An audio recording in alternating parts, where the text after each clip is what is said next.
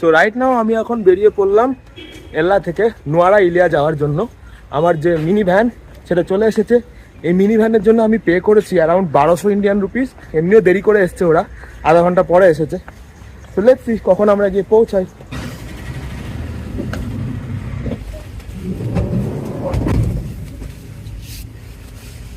সেই মোটামুটি আমার ভ্যান আপাতত তো যা মনে হচ্ছে আমি ফার্স্ট পিক আর কি এল্লা থেকে। চলো যাওয়া যাক এবারে নোয়ারা ইলিয়ার পথে। Now I am excited for Nuwara Eliya. ভ্যানে কিন্তু এখন অবধি কাউকে দেখছি না। এ আমার ব্যাগ রেখে দিয়েছে এখানে। তো এই ভ্যানটা আমি বুক করেছি অ্যাকচুয়ালি 12 গোয়েসিয়া থেকে। আমি লিঙ্কটা দিয়ে দেবো আর সবকিছু ডিটেলস আমি দিয়ে দেবো। 2 ঘন্টা লাগার কথা টাইম। একটু হিল এরিয়া বলে এগুলোতে কিন্তু transportation bit costly, but still I think it's quite ওকে।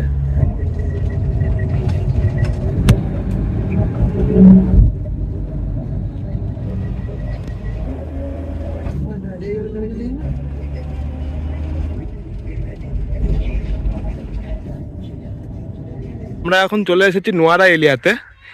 এই নোয়ারা এলিয়াকে অ্যাকচুয়ালি লিটল ইংল্যান্ডও বলা হয়ে থাকে, শ্রীলঙ্কার লিটল ইংল্যান্ড। তো আমরা এখন লিটল ইংল্যান্ডে চলে এসেছি। এলা থেকে নোয়ারা এলিয়া অবধি সিনিক ভ্যানে আসতে সময় লাগলো 2 ঘন্টা, মানে ম্যাজিক ভ্যানে আর কি। যদি আপনি বাসে আসেন সেটাও করতে পারবেন, বা সেক্ষেত্রে 4 ঘন্টা সময় লাগবে। এই পুরো জার্নির জন্য আমি কিন্তু পে করেছি 1200 টাকা মতো, ওই $14 মতো, ঠিক আছে। রাস্তাটা খুব সুন্দর ছিল, বাট আসার সময় প্রচুর কুয়াশা ছিল। এখন মোটামুটি একটু রোদ হয়েছে বলে তাও ভালো লাগছে। এই কিন্তু পুরো টি প্ল্যান্টেশন দেখতে পাওয়া যাচ্ছে পুরো এরিয়াতেই, বেশ সুন্দর জায়গাটা। তো এটাকে বলে লিটল ইংল্যান্ড। যাই হোক, আমরা লিটল ইংল্যান্ড ঘুরে দেখবো একটু পরে। 3টে জায়গা দেখার ইচ্ছা আছে এখানে। একটা হচ্ছে সীতা আম্মা টেম্পল, একটা হচ্ছে লেক গ্রেগারি যেটা একদমই কাছে, আর একটা হচ্ছে পেদ্রো টি স্টেট। আমি আমার হোমস্টের কাছে চলে এসেছি, রোজ প্যালেস। এটা হচ্ছে আমার হোমস্টে অ্যান্ড এখানে থাকার জন্য আমি পে করছি 2800 শ্রীলঙ্কান রুপিস, যাতে ব্রেকফাস্টও ইনক্লুডেড আছে, ঠিক আছে। 2800 মানে মোটামুটি ইন্ডিয়ান কারেন্সিতে 800 টাকা মতো। এখানে কিন্তু হাওয়া দিচ্ছে, ঠান্ডা আছে মোটামুটি এই জায়গাতে। জায়গাটা সুন্দর, কিন্তু খুব সুন্দর।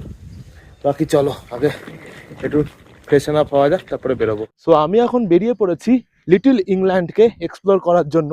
আজকে ফার্স্ট ডেস্টিনেশন হচ্ছে লেক গ্রেগারি, কারণ এটা একদম হস্টেল থেকে কাছেই। মানে আমার হস্টেল থেকে মাত্র 400-500 মিটার ওয়াকিং ডিস্টেন্সে। অলরেডি দেখতে পাওয়া যাচ্ছে হস্টেল থেকে বেরিয়েই থেকে কিন্তু লেক গ্রেগারিও দেখতে পাওয়া যাচ্ছে। বেশ সুন্দর লাগছে কিন্তু লেক গ্রেগারি জায়গাটা। কেমন, চলুন একদম কাছ থেকে ঘুরে আসা যাক। এখন আমরা একদম লেক গ্রেগারির সামনে চলে এসেছি। চারিপাশটা হেঁটে দেখি একবার কেমন কি লাগছে। কিন্তু হিন্দু মন্দিরও রয়েছে, যে গণপতি টেম্পল, গণেশ ঠাকুরের মন্দিরও রয়েছে এখানে। এই হচ্ছে টিকিট, লেক গ্রেগারিতে এন্ট্রি টিকিট 1000 টাকা লাগছে, 1000 শ্রীলঙ্কান রুপিস, ঠিক আছে। এই মোটামুটি এখান থেকে স্টার্ট হচ্ছে লেক গ্রেগারি। জায়গাটা দারুণ, জাস্ট অসাধারণ। তবে একটা জিনিস আপনাদেরকে বলে দিই, সেটা হচ্ছে এই জায়গাতে কিন্তু, এই নোয়ারা এরিয়াতে কিন্তু যা বুঝতে পারছি এটিএম এর অভাব আছে। মানে এইটা অ্যাকচুয়ালি ভিলেজ সাইড হয়ে যাচ্ছে। সিটিতে গেলে নাকি এটিএম পাওয়া যাবে। সিটি মোটামুটি এখান থেকে 3 কিলোমিটার দূরে।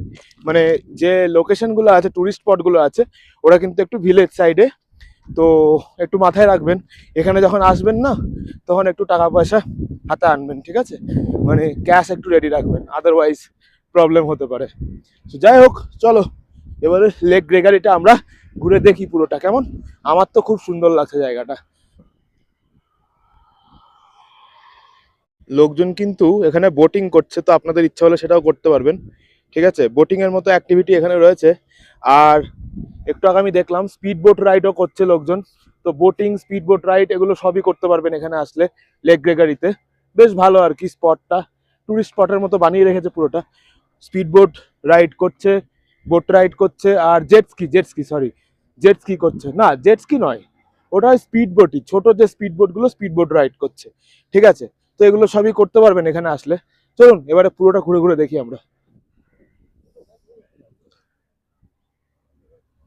ওই সাইড থেকে একদম লেকের ক্লোজে চলে এসেছি, ঠিক আছে। এখানে কিন্তু বোট স্ট্যান্ড, যা মনে হচ্ছে এখান থেকে বোট ছাড়ে।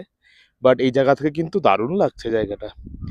তো নোয়ারা এলিয়া আসলে লেক গ্রেগারি কিন্তু মিস করা যাবে না।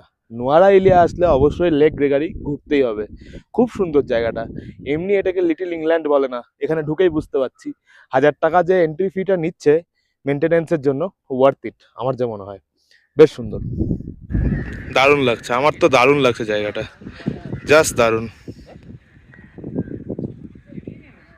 তো এখানে এসে একটা জিনিস যেটা বুঝতে পারছি সেটা হচ্ছে এই নোয়ারা এরিয়াতে মানে লেক গ্রেগারিতে কিন্তু লোকাল টুরিস্ট বেশি রয়েছে, শ্রীলঙ্কার লোকাল টুরিস্ট রাদার দ্যান কি বাইরের টুরিস্ট। তো বাইরের টুরিস্টের থেকে লোকাল টুরিস্ট বেশি।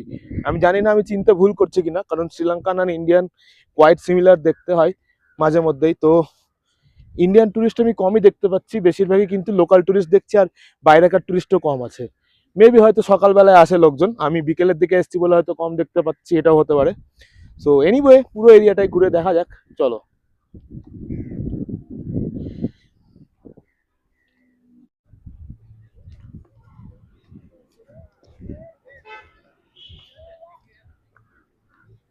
এখান থেকেও পুরো এরিয়াটা কিন্তু বেশ সুন্দর লাগছে। এই যত মাউন্টেনটার কাছে চলে আসছি, নীল মাউন্টেনটার কাছে, মানে নীল বলবো না, মাউন্টেনের কাছে যত চলে আসছি তত সুন্দর কিন্তু লাগছে। তো আমার তো বেশ ভালো লাগছে জায়গাটা। 1000 শ্রীলঙ্কান রুপিস দিয়ে এই জায়গাটা এক্সপ্লোর করা ইজ ওয়ার্থ ইট, আমার যা মনে হয়। বাকি এটা তো ভেরি ফেমাস জায়গা আর কি, ভেরি ফেমাস টুরিস্টিক স্পটের মধ্যে পড়ে। এখানে কিন্তু বোট সার্ভিসের সব কটা দেওয়া রয়েছে, motor boat, jet ski, speed boat, swan boat, সব দামগুলো দেওয়া রয়েছে। এটা কিন্তু টিকিটের বাইরে এক্সট্রা করে। তো আমি আপনাদেরকে এটাও দেখিয়ে দিলাম ইনফরমেশনটা, তাহলে করে একটা আইডিয়া হয়ে যাবে, ঠিক আছে। এই যে সব কটা 4 রকমের বোট আছে এখানে, সবকিছু দেওয়া রয়েছে। তো আপনারা ইচ্ছা করলে যখন এখানে আসবেন তখন এখান থেকে একবার চেক করে নেবেন, ঠিক আছে, যে বোট রাইডগুলো কত কি খরচা লাগছে। আমি তাও একবার দেখিয়ে দিলাম, এবার আপনি যখন আসবেন সেই সময় কত কি থাকবে সেটা তো এখন বলা যাচ্ছে না, তো তখন এসে একবার চেক করে নেবেন, কেমন। তো আপনাদের সুবিধাই হবে আশা করি ক্যালকুলেট করতে।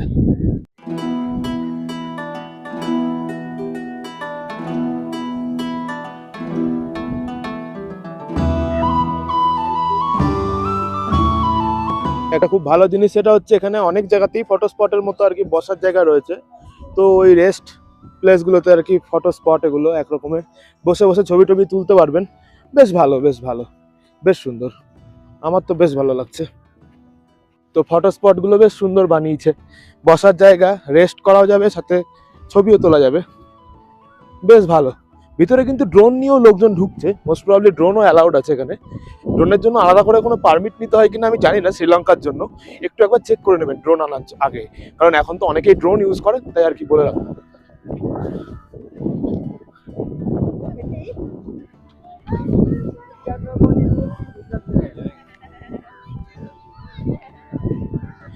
বাকি জায়গাটা তো খুবই সুন্দর, আমার তো বেশ ভালো লাগছে।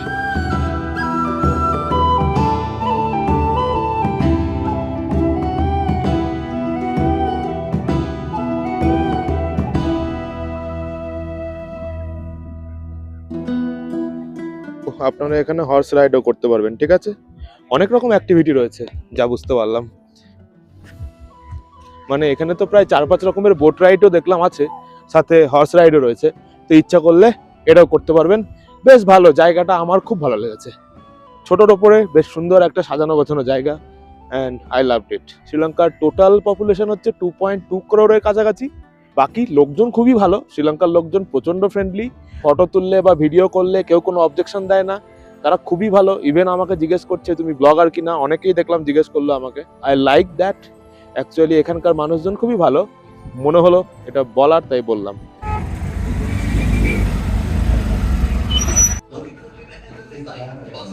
রাতের বেলাতে খাওয়া দাওয়া করতে বেরিয়েছিলাম, রাতে কিন্তু শহরটাকে বেশ আলো ঝলমলে বেশ সুন্দর লাগে। এটা হচ্ছে লেক গ্রেগরি, যেটা লেক গ্রেগরি তার পাশের এরিয়াটা।